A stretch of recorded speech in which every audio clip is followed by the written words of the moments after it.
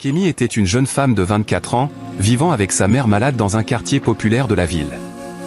Chaque dimanche, elle se rendait à l'église, espérant que Dieu change sa vie. Elle vendait de l'eau glacée et du pain, dormant parfois le ventre vide. Ce matin-là, en sortant de la prière, elle vit un homme bien habillé, debout devant le portail. Il avait une allure étrange mais noble.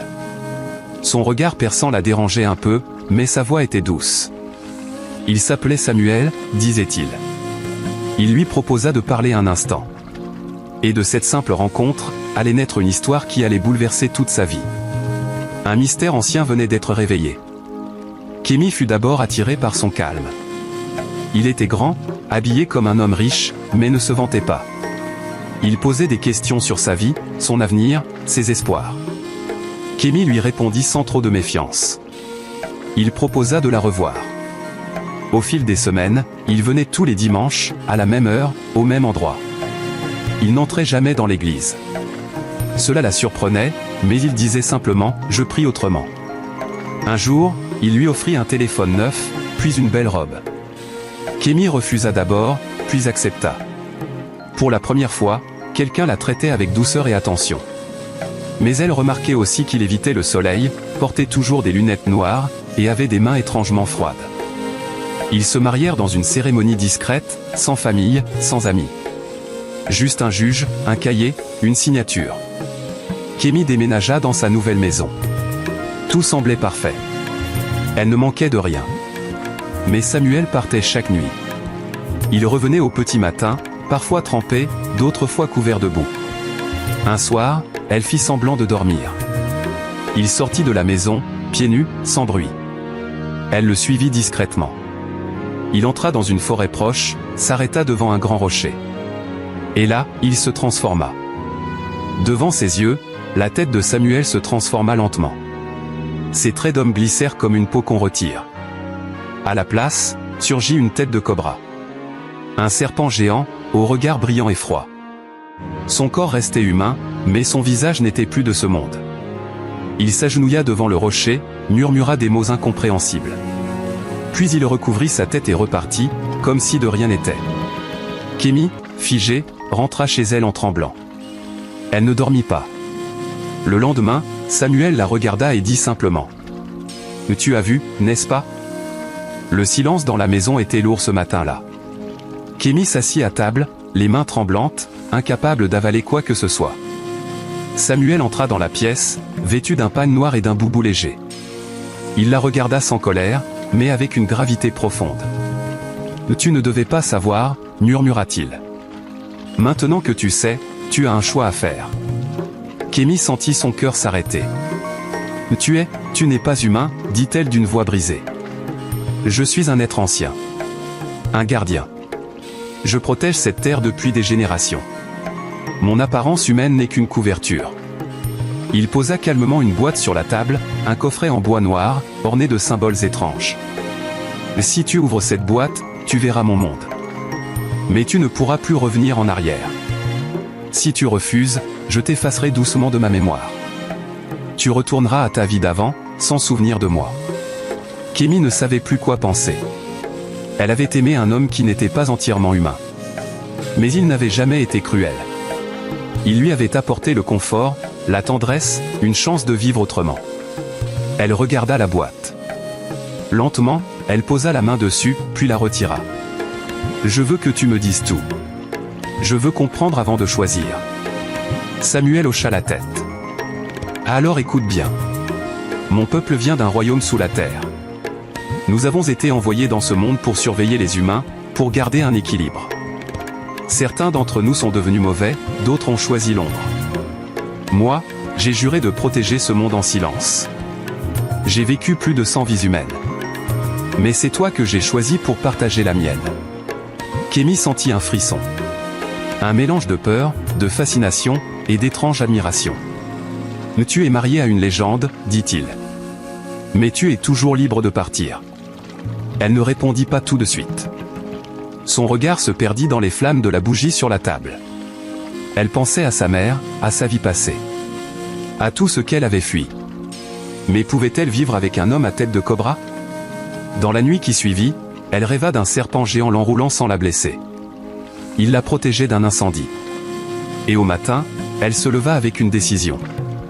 Je reste. Mais tu dois me dire tout. Pas de secret entre nous. Samuel la regarda longtemps. Puis il sourit, un sourire triste et rassurant. Alors je vais t'emmener là où tout a commencé. Le lendemain soir, Samuel demanda à Kémy de se vêtir d'un pagne blanc. Ils quittèrent la maison à pied, en silence, traversèrent un petit bois, puis arrivèrent devant une pierre immense, posée au centre d'un cercle d'arbres noueux. La lune éclairait faiblement les lieux, et l'air semblait plus lourd que d'habitude. Ce lieu est le seuil, murmura Samuel. Ce qui est en dessous ne ressemble pas au monde des humains. Il est ancien, sauvage, plein de vérité et de secrets. Il posa sa main sur la pierre. Elle s'ouvrit lentement, dévoilant un escalier de pierre descendant dans l'obscurité. Kémy sentit son cœur battre fort. Tout en elle voulait fuir, mais elle avança. Le tunnel était profond, humide, et parcouru de symboles brillants qui semblaient respirer. Après plusieurs minutes de marche, une lumière verte apparut au bout du couloir. Ils débouchèrent dans une grotte immense, dont les parois étaient couvertes de fresques racontant l'histoire de serpents rois, de pactes anciens, de femmes humaines devenues reines. « C'est ici que je suis né, dit Samuel. Et c'est ici que tu découvriras qui je suis vraiment. » Ils traversèrent un pont suspendu au-dessus d'un bassin de feu liquide, puis atteignirent un autel circulaire en pierre noire. Autour, d'autres êtres les observaient, des silhouettes en pagne dorée, au visage couvert de masques en forme d'animaux. Aucun ne parlait. Ils s'inclinèrent simplement. Samuel s'avança, se tourna vers Kémy. « Je dois reprendre ma forme complète ici. Et si tu l'acceptes, nous serons liés par un pacte que rien ne pourra briser. » Kémy trembla. Une partie d'elle voulait hurler, courir, mais une autre restait là, curieuse, prête. Alors Samuel se transforma. Lentement, son corps s'étira, sa peau se couvrit d'écailles dorées, sa tête devint celle d'un gigantesque cobra aux yeux verts brillants. Mais même ainsi, il ne lui faisait pas peur. Elle sentait toujours la même présence douce et puissante. « Je te vois, Samuel, dit-elle. Et je ne fuis pas. » Les autres êtres s'approchèrent alors. Un d'eux posa un collier ancien autour du cou de Kémy. Un autre lui peignit les bras avec une poudre rouge. Puis la grotte entière sembla vibrer. Une voix grave, venue de nulle part, prononça des mots dans une langue oubliée. Quand tout s'arrêta, Kémy tomba à genoux, épuisé. Samuel, redevenu humain, la prit doucement dans ses bras. « Tu as été accepté, dit-il. Maintenant, plus rien ne sera jamais comme avant. » Les jours qui suivirent la cérémonie passèrent comme dans un rêve. Kémy s'était installé dans ce monde souterrain avec Samuel, apprenant à marcher parmi ceux qui ne vivaient pas à la lumière du jour. Les êtres du royaume la respectaient désormais. Ils l'appelaient la promise. Certains la saluaient en baissant les yeux. D'autres restaient à distance, murmurant entre eux. Samuel lui montra des salles secrètes, des bibliothèques remplies de rouleaux anciens, des jardins souterrains où poussaient des plantes inconnues, et même un lac de verre où l'on pouvait voir le passé. Mais chaque nuit, Kémy faisait le même rêve. Un enfant aux yeux brillants comme deux lunes, debout devant une église abandonnée, qui l'appelait sans parler. Un soir, alors qu'elle reposait sa tête sur l'épaule de Samuel, elle osa poser la question. « Pourquoi je rêve de cet enfant chaque nuit ?» Samuel resta silencieux. Puis il répondit. « C'est peut-être notre futur. Ou bien, un souvenir de ce que tu as oublié. » Kémy sentit un frisson. « Tu crois que j'ai oublié quelque chose ? Ce monde agit sur la mémoire. Le pacte te protège, mais il peut aussi effacer certaines douleurs pour te préparer. » Elle se leva et marcha dans la pièce. « Et si ce n'était pas une douleur ? Et si c'était une vérité que je dois retrouver ? » Samuel s'approcha, la main tendue. « Alors je t'aiderai à la retrouver. Même si cela brise l'équilibre que nous avons ici. » Ils retournèrent au lac de verre. Samuel murmura une incantation. L'eau devint noire, puis s'éclaircit comme un miroir. Une scène apparut. Une église. Une foule. Et Kémy, en robe blanche, tenant la main d'un autre homme. Elle recula, bouleversée. « Qui est-ce » Samuel baissa les yeux. « Il y a quelque chose que tu ignores.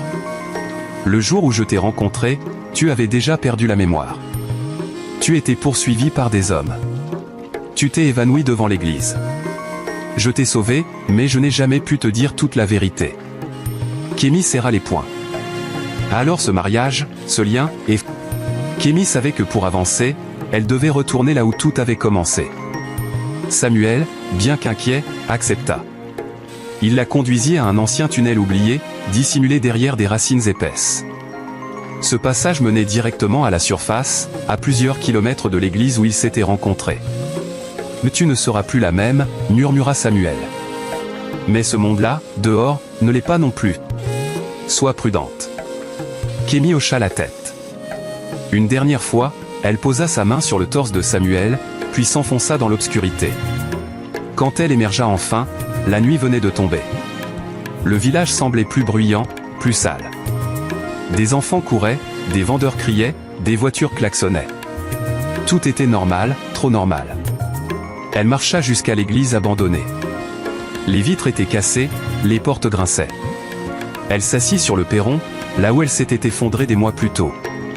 Une vieille femme passa, s'arrêta, et la fixa. « Toi, je te reconnais. Tu es la jeune fille que le serpent a prise, » murmura-t-elle. Kémy se leva, surprise. « Que voulez-vous dire ? Le jour où tu es tombé ici, des hommes te poursuivaient. Tu portais une bague d'or. Tu criais que quelqu'un voulait t'obliger à te marier. Puis, plus rien. On t'a cru morte ou envoûtée. » Le cœur de Kémy battait fort. Elle fouilla dans sa poche. Une vieille photo, pliée 1000 fois, s'y trouvait. Un jeune homme, souriant, en costume. Elle ne le reconnaissait pas vraiment. Mais son cœur, si. Elle chercha dans le quartier. On lui donna un nom, une adresse. L'homme s'appelait Jude. Il vivait toujours là, mais avait changé. Triste, replié. Il n'avait jamais cessé de demander après elle. Quand elle arriva chez lui, il resta figé, bouche bée. « Et Kémy ? C'est vraiment toi ?» Elle baissa les yeux. « Oui. Mais, je ne suis plus celle que tu as connue. » Ils s'assirent, longuement. Il lui parla de leur projet, de leur amour, de ce fameux jour où elle avait disparu. Elle écouta, émue, mais distante. « J'ai changé, Jude. Je ne peux pas revenir en arrière. » Il lui prit la main. « Peu importe. Tu es là. Et tu es vivante. » Elle sourit doucement. Mais dans l'ombre, près du mur, un frisson parcourut l'air. Samuel l'observait, caché, sous forme de cobra. Il savait qu'il devait la laisser libre de faire son choix, mais son cœur l'appelait toujours. Dans le silence d'une nuit chaude, Kémy se tint au milieu de deux mondes. Derrière elle, l'inconnu au secret profond, Samuel, celui qui l'avait sauvé, protégé, aimé dans un monde d'ombre et de vérité cachée. Devant elle, Jude, celui qu'elle avait aimé autrefois, le symbole de sa vie d'avant, simple, humaine, imparfaite, mais familière. Tout en elle était en conflit. Elle avait traversé des épreuves qui dépassaient tout ce qu'elle aurait pu imaginer, la perte de mémoire, la peur, les révélations, et surtout, ce mariage étrange avec un être dont la tête était celle d'un cobra mais le cœur, humain, sincère. Et pourtant, aujourd'hui, elle comprenait que son voyage n'était pas celui d'un choix entre deux hommes, mais d'un choix entre deux parts d'elle-même. L'une voulait fuir, oublier, retrouver un passé confortable. L'autre voulait grandir, accepter ses cicatrices, et marcher avec la vérité. Elle regarda Samuel une dernière fois dans les yeux, des yeux reptiles mais pleins d'une tendresse unique. Puis elle sourit à Jude, non pas comme on retrouve un amour perdu, mais comme on remercie un ami d'avoir gardé une place vide dans son cœur. Kémy fit demi-tour, s'éloignant lentement vers la forêt. Ce n'était pas un adieu à l'un ou à l'autre. C'était un adieu à l'ancienne Kémy. Elle allait là où plus personne ne la connaissait, là où elle pourrait exister sans qu'on lui impose une mémoire, une promesse, une peur. Libre. Forte. Éveillée. Le mystère de l'homme au visage de serpent resterait à jamais dans son cœur, comme une légende qu'elle seule connaissait. Mais sa vie, désormais, lui appartenait. Et cette fois, c'est elle qui choisirait la suite de l'histoire.